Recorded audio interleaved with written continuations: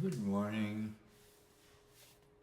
So I'm sitting here, I'm 83 years old, and I've had a lot of experiences, a lot of insights, a lot of proof of different things in my life, and a lot of understandings. And, I wonder if I should share it. I don't make any assumptions. Of course, I could think that I should share it, but I just wonder actually, should I share it, or should you just learn for yourself? Should I say things that are useful, or is there anything useful I can say that won't just pollute the atmosphere some more? So I'm just going to kind of rely on what comes to me, have faith and trust that. So when you come here, your mind is a clean slate, your brain is empty. I mean, your brain isn't empty, but I mean, it doesn't have, it's pretty clean, it's like, okay, to say a clean wipe, and you don't remember, on the whole. Some of you do. I mean, a few of you, maybe 1 or 0.001% remember something else. So remember past lives, or whatever it is that you remember. You remember where you were when you came here. You remember coming into the womb, and all these kinds of exceptional things. But most everyone comes in here with no information. And you can ask yourself, what is the point of that? And the clear point is that this is the best way for you. This is what you need to be. You need to be clear. And so therefore, what you learn, what comes into you, is a result of your life now that you're having, and what you experience, and what you decide, or what you understand, or what you, or what you're given to understand.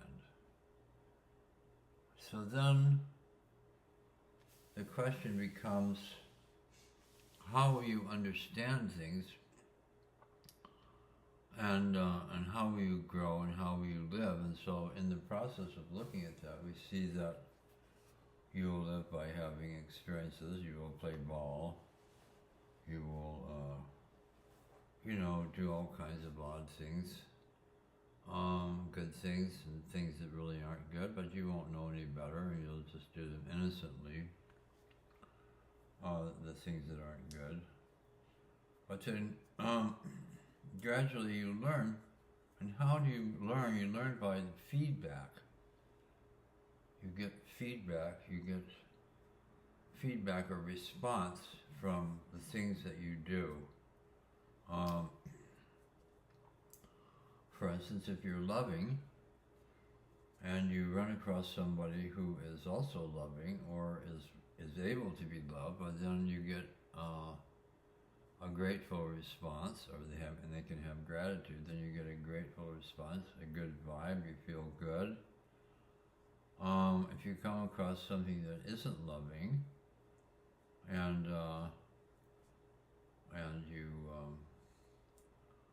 you give love to that thing that doesn't love, or can't take love, or doesn't respond to love, why then you get all kinds of different responses, like none, no response, or kind of a defensive posture, a lack of understanding. Well, because the thing that doesn't love, you can say generally is something that doesn't love, and doesn't have love in its system, can't recognize it. And that's a fact that you run across. You experience that as you're growing up quite a bit, and a lot of times it doesn't really matter to you, because when you're young, because when you grow up you have lots of energy, generally, you have a lot of energy, and you're busy doing things.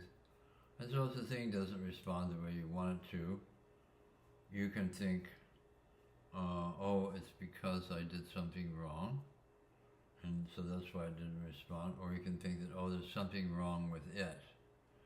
So wrongness becomes a kind of a thing. Wrongness, something that could be better, that's just wrong, or somehow it's wrong. That becomes a kind of a thing that you use.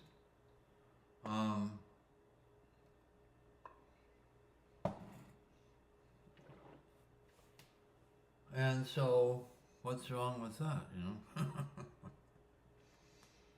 That's kind of where the question stands. What's wrong with wrongness? What is wrongness?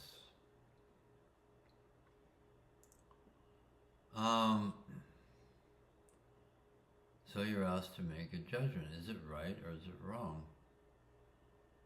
Words get to be kind of a thing there.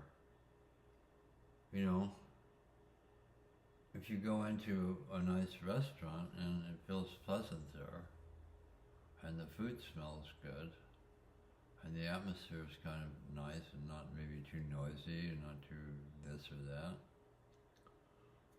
you can immediately say, oh, this is pleasant. It's an affirmation.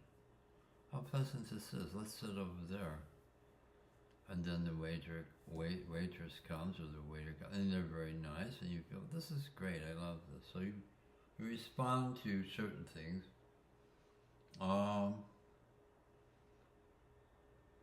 Generally, as a normal human being. But you know, when you're a kid, you really don't pay too much attention to these things.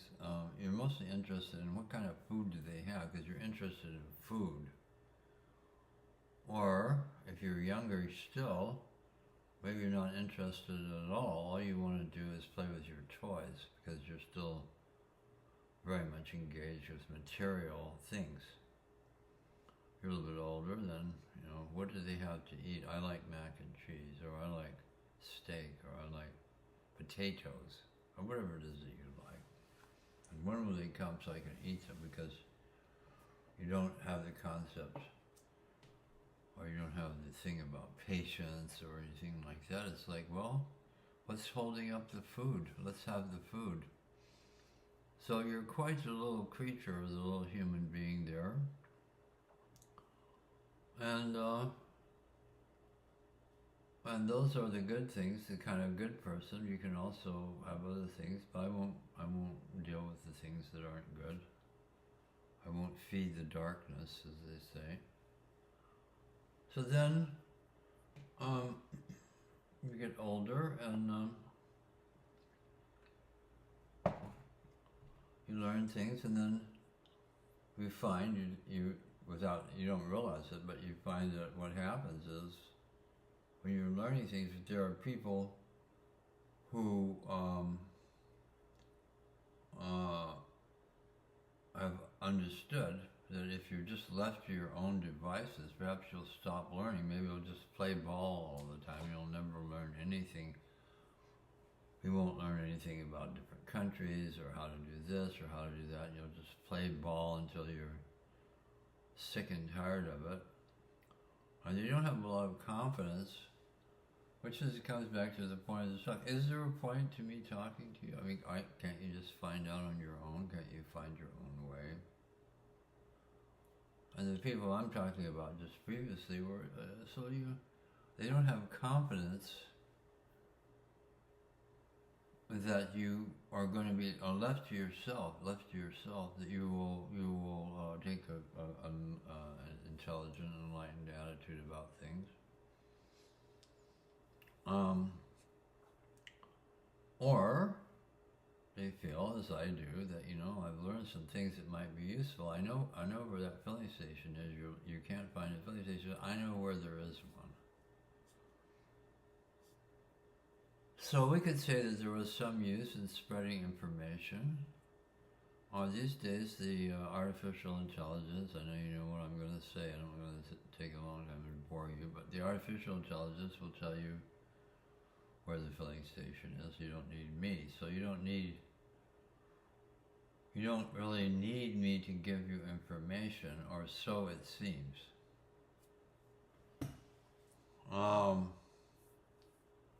But that's that's open to question. Why is it open to question? Because, well, I'm not sure it is open to question. I mean, you can ask the AI, and it'll give you a really, you know, and relatively speaking, very intelligent, uh, you know, lots of knowledge, kind of facts about just about anything. So why do you need other people? And that becomes the question, do you need other people? And you know, if you're still young, if you're old enough, you're kind of involved in needing other people. You're used to it. You used to always ask them. I mean, if you had needed information, a lot of times you could ask your neighbor or something like that. Can you imagine going to your neighbor today and asking them where there was a good place to buy fruit?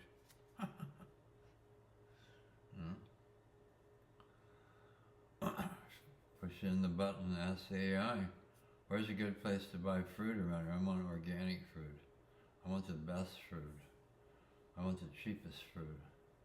I want the fruit that's closest to me. I mean, you can just ask it, and it goes, oh, it's here, it's here, it's here. And mostly it's right.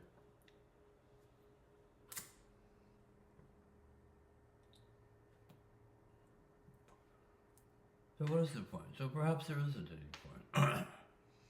Maybe I'm just talking because, you know, I like to hear, I want to be able to tell you something. So, I mean, God is great. And what is God? What is God? You know, we can't know what God is. It's something kind of more than the physical world. It exists, it is,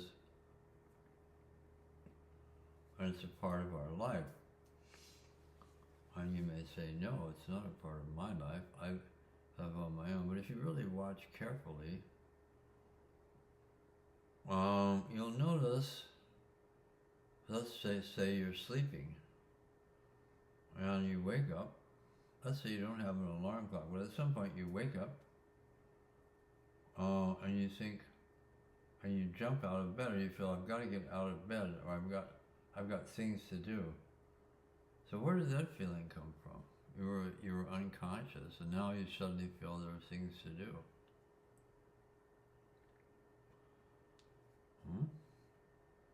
Well, because you may remember things from your mind that you're about to be, that you have to get something done, or something that you don't like will happen. Or you may just feel it. Somehow you don't know what it is, you feel. Pretty much like, you know, you need to get up now and you need to do something. Maybe you don't even know what it is you need to do, but you still feel it.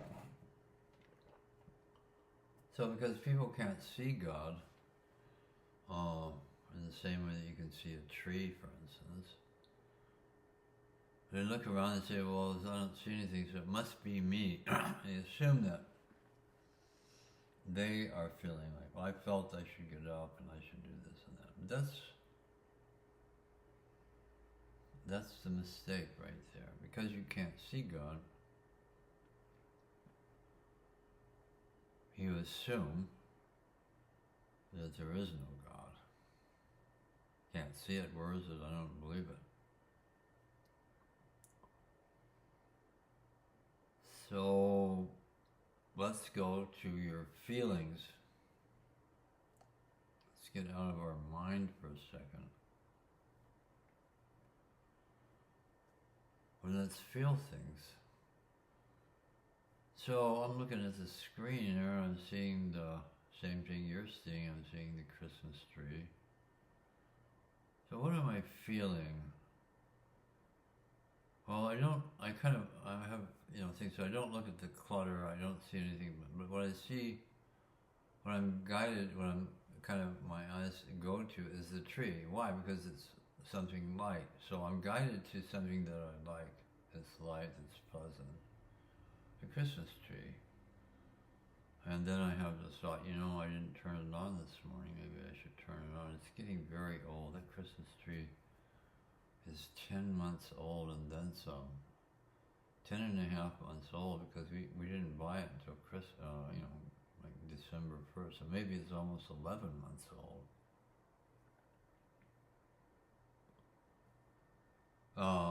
Wait a minute, no. It's 10 months. Maybe 9 months. So, you get accurate about it. I see the lights. I'm curious because I see the lights over it. At first I just see those lights, it's like two, I don't identify. Then my mind comes in, I think, oh yeah, those are calculated trajectories, and those are the lights, the set of two lights that's in the back of my living room there. But then if I want to, I can become puzzled because I can think, why is the angle? Because I know that they're not at an angle. There's one near here, then there's another one over there. But because of the angle I'm at, they appear to be angled. But actually, I'm the one that's angled. So, I could get off into all these kinds of things, and if I was young and had lots of energy, I might start becoming a mathematician, try to answer that question. Since I'm 83, and I don't have any extra energy for hardly anything. Well, I won't say any, but I mean, my energy thing has just so much. I don't even care. I can say, well, it's nice it's at an angle, so what? So, I don't know, because I think, on the whole, I'm going to come down on the side that it's probably better not to talk about things,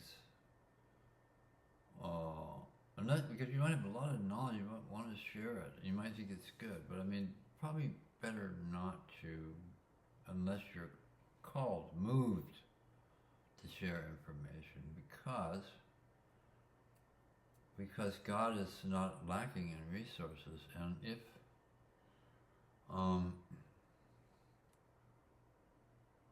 you, the audience, if you needed to know something,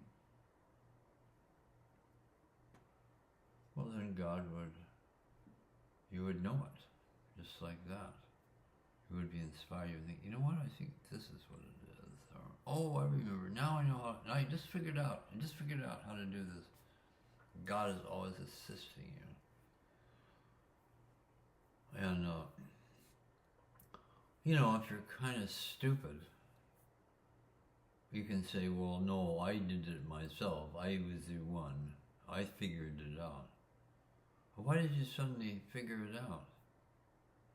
Out of the blue, you started figuring, and you thought, yeah, and why did that happen? Because that was the way you were going to go forward. So God is always assisting you, and you can look at that if you want to. But you can think about God, but it won't do you much good. Just go ahead and live. And, a basic question, I won't go there, there's darkness, I don't want to feed the darkness. So anyway, so that's about it. I'm going to say,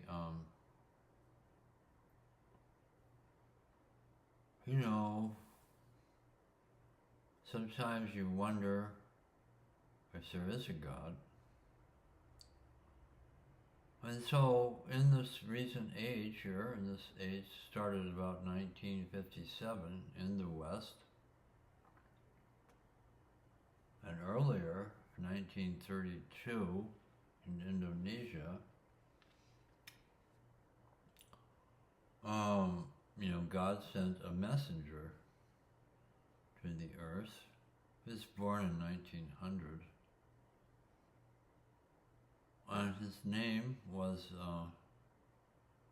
Subi Sumohari Wijoyo. And he was the real thing. I mean, the guy, when you read his story, when you meet him, he's dead now, but if you met him, or you were around him, one of the things that you could realize pretty quickly and become aware of is that he wasn't like you. He was like you, he drank coffee, he smoked cigarettes until he was older. Then one day he just quit. Baba doesn't need to smoke anymore. People used to call him Baba because that's the Indonesian word for father, an endearing term. But his given name from the angel, another story, but that was Subi. It was the Arabic name of the dawn prayer they use in Indonesia. Subi. I don't know exactly how to pronounce it, but it's S-U-B'-H-I. And I've looked it up, and I still don't know, so I just say it as it comes out. Subi. Like Subi honey. Anyway, a different kind of person.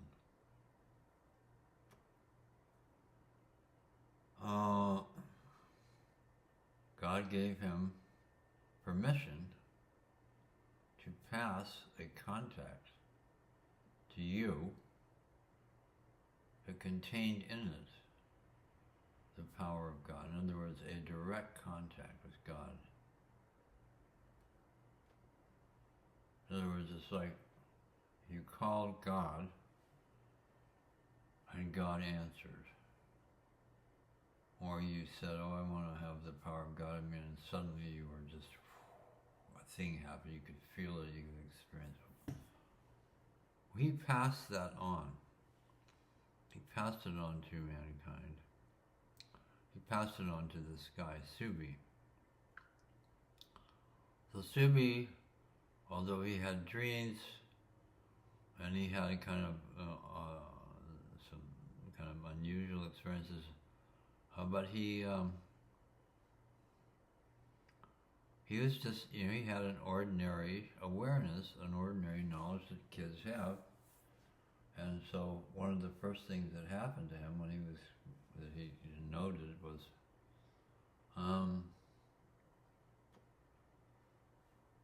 they used to get, well, I won't tell that story. He would go to school, and it was the Dutch were had colonized Indonesia, and they treated the Indonesians rather as like they were nothing,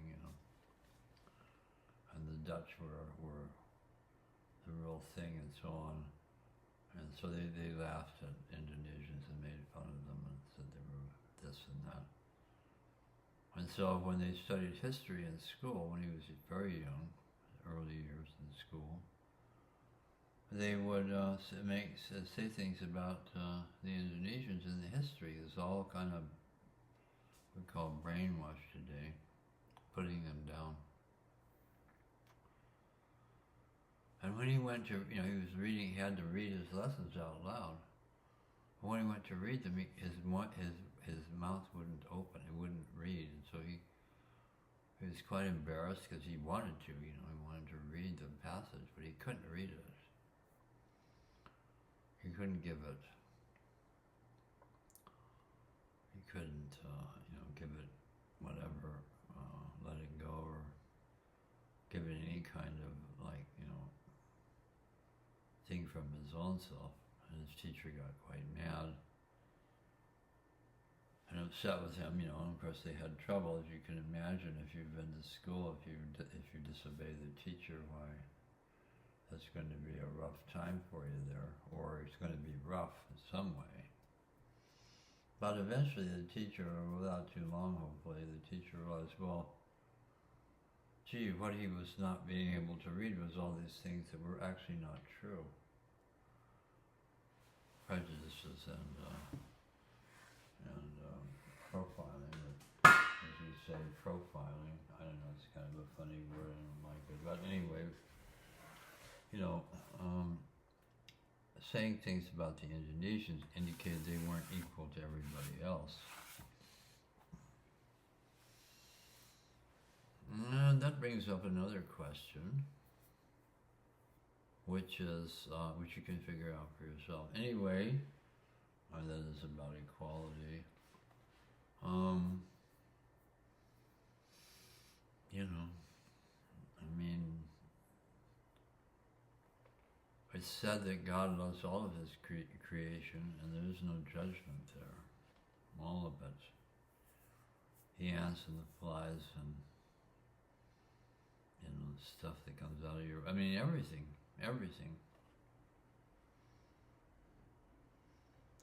And if you're old enough, you can relate to that, because when you make something, or when you're playing with your toys, let's say you're playing with your toys and you've got them all set up and everything, you know, somebody comes and says, oh, it's time for you to go to bed. Give me those toys. And they take the toys and they put them in a bag. Oh, you start crying. You're quite upset. Why did they do that? Why did they mess around with my toys? I love my toys. I like my toys. I like my teddy bear. I like my little toys, whatever. I like my little thises and that's. Whatever you like. When you're upset.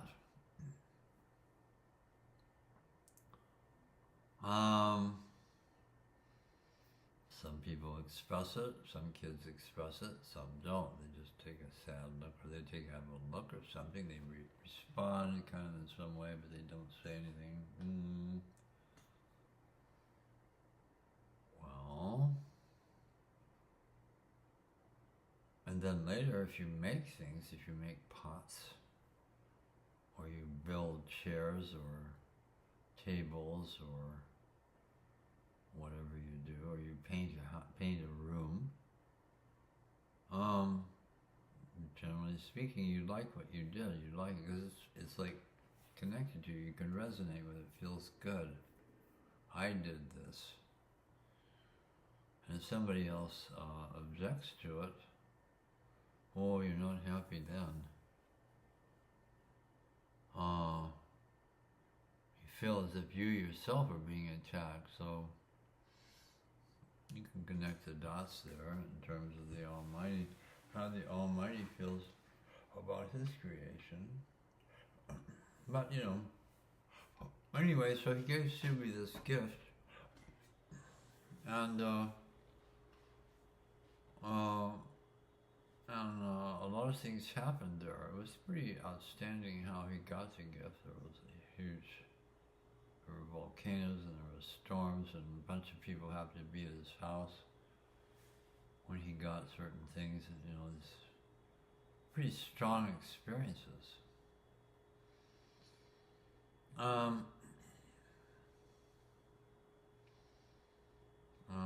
Various things went on. But Subi didn't try to do anything with the gifts. I mean, he talked. He was just like any other student of things. He had some kind of experience, but he didn't know quite what to do with it, or he didn't feel like doing anything with it. But he began to have some pretty neat experiences I'm sure anyone would want to have. I won't tell you what they were. You can read about them if you want. It's a book called Beyond the Stars. It's written like for children. In this case, you would be the child. His pictures, print's fairly good size, but you know, it's not that childlike. Anyway, it goes right along.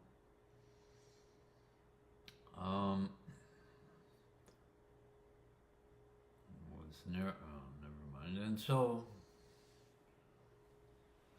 he was prepared, and he was told that various things would happen, and then at some point, I don't know, I think he probably told me after the war, because it hadn't been World War II yet, or even one, but at some point there he was told that after the war, a man would come from the West, and he would be very interested in this, and he would get opened. He because by that time, finally after he had an ascension, it's an incredible story, as I say, you can read about it Beyond the Stars. But he never had errors. He never thought this and thought that about himself. He just was just like you would be. Well, you went there, and it's like all these stories. Well, I just did what was right. You know, he had that kind of attitude. He didn't take credit for anything. He just was having these experiences, and he had a wonderful ascension. It's quite fun to read about. Where he experienced different things. And then he was given permission. He was also given something else. They were like keys. Kind of spiritual, some kind of keys from another. And he was in another dimension then. He wasn't in his body. He was in another dimension.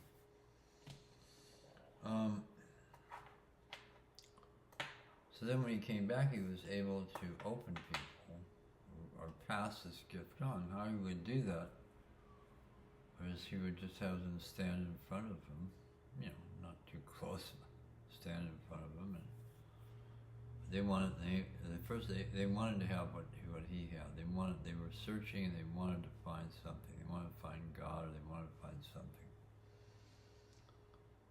And so he would just say, okay, stand up, you know, close your eyes. Don't pay any attention to anything around you, and don't think about anything. Just relax and just follow freely whatever arises within you. What comes to you, in other words. When the thing starts happening, go with it. You know? That was his thing, and then so you would close your eyes, and he would stand there, and he would let the power of God start to. You know, it would come to him, and through him, that thing would be passed over, not to you, but to your soul, to your being. But anyway, it would pass over to you, and it would cause you to have movements. You would move, like, for instance, you might go like, harmony, harmony, hi, ho. Oh, hi, hi, hi, hi. Woman Tavalaya, heja, heja one, alaya, he, obey, heja, he. Satan not rook, heja, he, obey, he, obey, he. You know, you might do different, you would have different movements. Different things would come out of your mouth. And for some people, nothing would happen because it was so covered over. It took a while because God doesn't force you to do things. But eventually, but for most people, it was like just about immediately or very soon they would have movements. And the movements would give them proof over time, you know, I mean, really definitive proof that there was actually something else besides the things you can see. There was a God.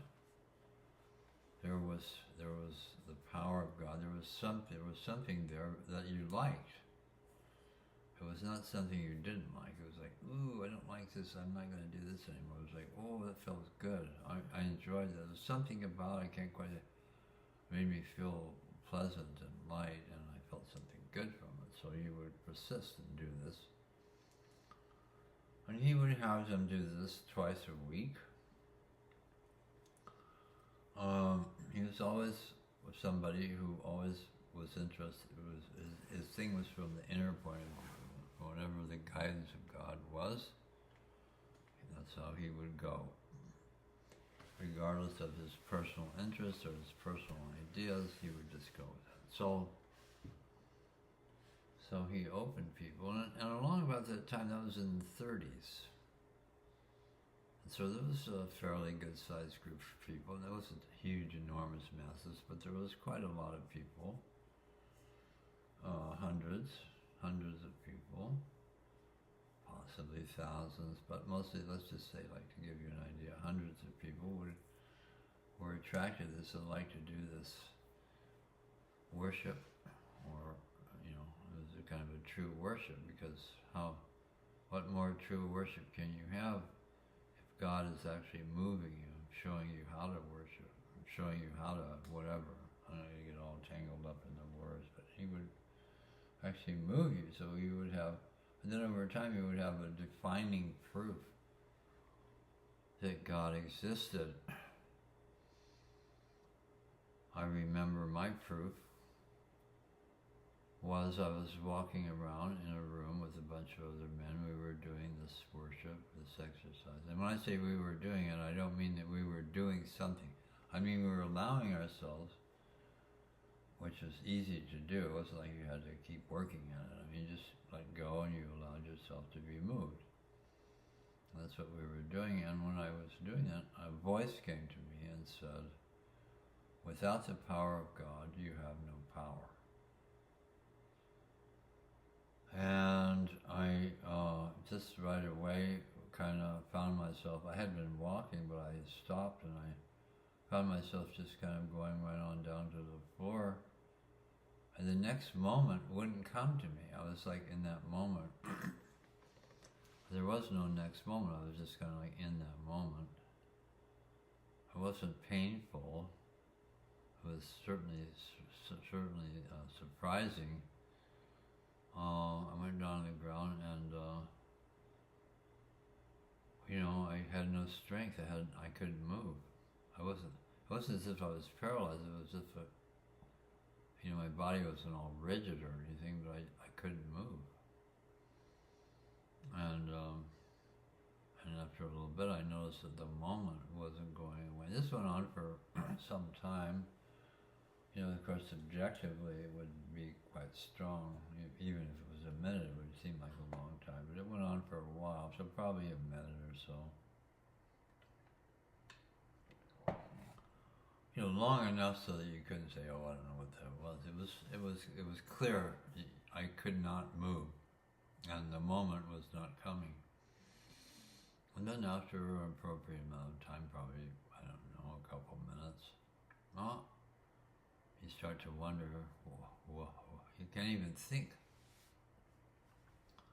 Maybe you can think a little bit, you can think, but hardly even that, and or maybe not completely. But anyway, then, it's okay, and I got up. So now I was having the power back. So that's when I realized people wandering around thinking this and that about stuff, but it's the power of God that's actually moving them. You couldn't have thoughts if you didn't have the power of God letting you have, giving you your mind, making your mind work and everything else. So I can tell you that when I got out of that worship, I had a whole different perspective about things, because I knew from my own experience that there was in fact a God and a Godhead, and that I was allowed to live and do all this stuff because God was giving it to me. So it was a gift without Him, but nothing. There was nothing just there. Not. You could say I won't. I won't go there. Anyhow, so then I had a little conversation with myself after that exercise was over. Then I went up and kept going on and doing all kinds of things I was doing, but I had a different perspective afterwards. I had a chance to really reflect on it. I thought, my God, no pun intended, but my God, what? So okay, so since there's a God, then I'd better live my life accordingly. I mean, I better, be careful what I do. And so I did. And other people everyone has a different proof. It depends on your own nature. That was the kind of nature I had. That was the proof that was, I never questioned it. I looked at it a couple of times, a few times, but I didn't question because it was so, it's like if you went to see the Grand Canyon and then somebody said to you, well, do you think there's really a Grand Canyon there? I mean, or Niagara Falls, unbelievable. You're up on top of the falls, you watch that power, it does something to you. There's so much power you can see in that water. It's like unbelievable. It's like more power than you knew existed in the universe. So much power, you can see it.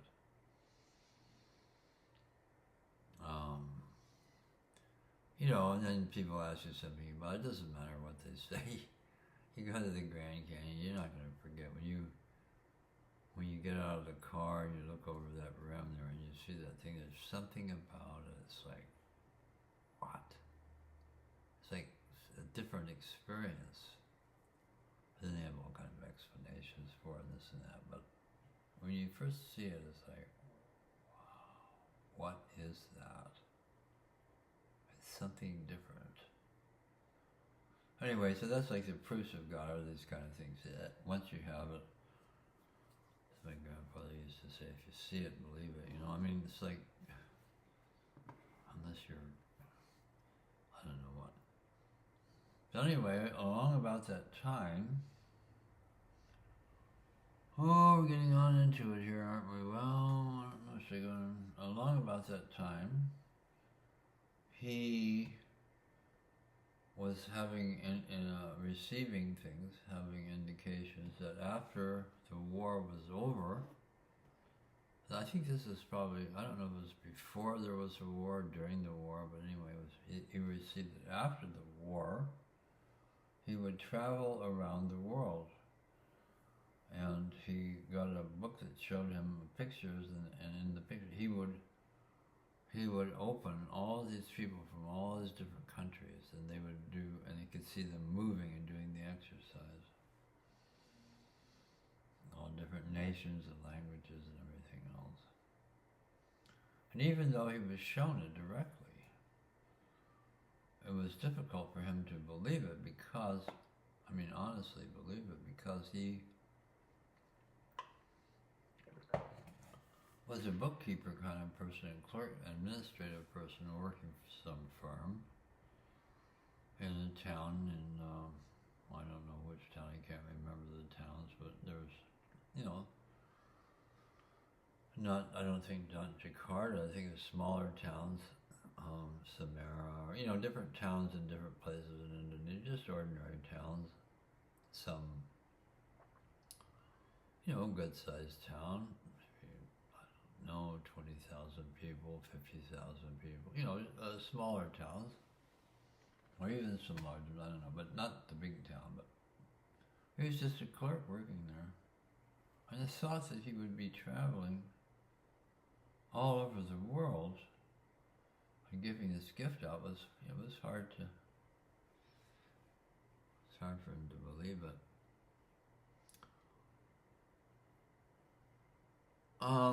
I'm going to stop there. We don't want these talks to be too long. So this is what I was, you know, moved to tell you. So hopefully it has some point, and I'm sure it does have some point for somebody. I'm going to close it off now. I hope you're having a good time. I hope if anything I said offended you or whatever, anything offended you, please, you know, let it go. Forgive me. I want to share. I want to walk, be guided, and tell you the things that you need to know from the power of God. That's what I'm doing. Okay, ciao, bye bye. I'll see you in the next video. Okay, bye bye.